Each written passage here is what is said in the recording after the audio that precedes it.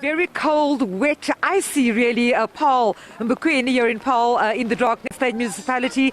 This of course is one of the municipalities for which the weather service has upgraded from level 6 to level 8. The possibility of disruptive rains as well as high winds for tomorrow. But of course at the moment we are standing here and it is extremely cold, wet. The rain is coming down now.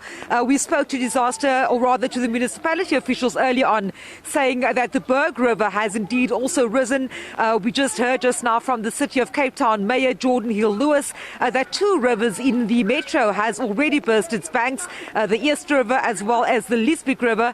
And of course authorities are keeping a close watch on what those flooded rivers and also the rising dam levels will do. But I'm joined now by the ward councillor for the base area in Mbokwini to give us an indication, because she's going to take us into the worst affected informal settlements. The authorities here saying areas such as Dromedaris, Fairyland as well as Paarl East are some of those areas which are prone to flooding, and of course where residents have experienced some of the brunt of this weather conditions. Good afternoon to you, ma'am. Very shortly, we are in Mbokwini at the moment. Can you just tell us the areas that you are responsible for? What has the situation been like amid this rainy weather?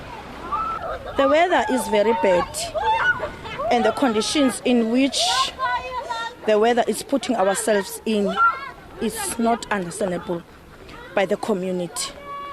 We are affected the most in the informal settlements. The other areas is within the houses, because the houses has to be repaired because they are still on asbestos. And it's not even asbestos, it's new tech houses, RDP houses that were built then. But the Western Cape government, it's not cooperating because there's supposed to be repairs of those houses. At the moment, I understand that Fairyland as well as Dromedaris, and we were there for a short while just now, people have been experiencing the severe weather conditions.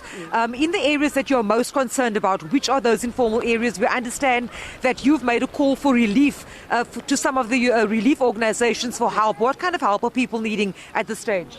People are in shacks within the Dromedaris Road, from the Mbokwini station up until close to the Dal station. All those shacks are affected with floods. As we speak, since Monday,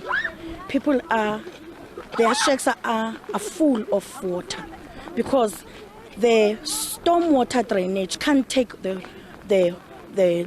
amount of water that is running through the streets. That is what is affecting us. And now when it's raining so hard, the water moves into their shacks, because the shacks are also not built properly. There's no space in between those shacks to allow the water to flow smoothly. That is what we were affected on. And there's a problem with population. There's too much population. There's too much shacks that are close to each other that are making that the water can't be able to flow and go to the river. Of course, the river close by.